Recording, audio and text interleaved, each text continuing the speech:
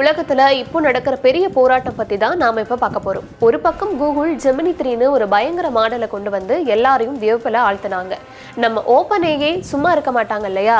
Code red அப்படின்னு declare பண்ணி அவங்க ஒரு பெரிய புதிய இன்னும் அட்வான்ஸான மாடலை ரிலீஸ் பண்ணியிருக்காங்க.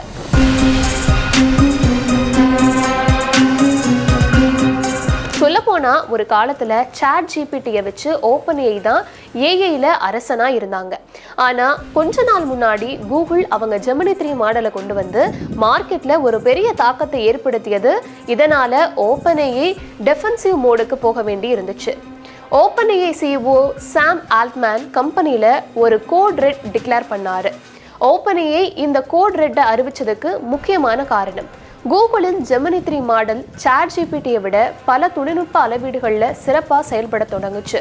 இதனால ஓப்பன்ஏஐ தனது சந்தை நிலையை இழந்துடுமோ அப்படின்ற ஒரு அச்ச உணர்வு ஏற்பட்டுச்சு. இந்த சவாலை சமாளிக்க தான் கோட் ரெட் அறிவிக்கப்பட்டுச்சு. இப்போ புதுசாக வெளிவந்திருக்க சாட் ஜிபிடியோட GPT 5.2 சிறப்பம்சங்களை பற்றி தெரிஞ்சுக்கலாம். இந்த புதிய மாடல் முந்தையதை விட வேகமாக செயல்படும் திறன் கொண்டது. மேலும் தகவல்களை கண்டறிதல், எழுதுதல், மொழிபெயர்த்தல் ஆகியவற்றில் சிறப்பாக செயல்படும். இதன் முக்கிய அம்சம் என்ன அப்படின்னா, இது மனிதர்களை போல சிந்திச்சு கணிதம் மற்றும் புரோகிராமிங் போன்ற சிக்கலான நீளமான வேலைகளை கையாளும் விதமா வடிவமைக்கப்பட்டிருக்கு.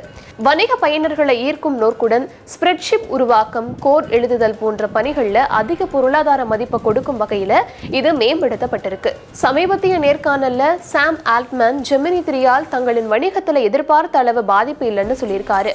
மேலும் ஜனவரி மாதத்துக்குள்ள கோட் ரெட் நிலை முடிவுக்கு வரும்னு நம்பிக்கை தெரிவிச்சிருக்காரு.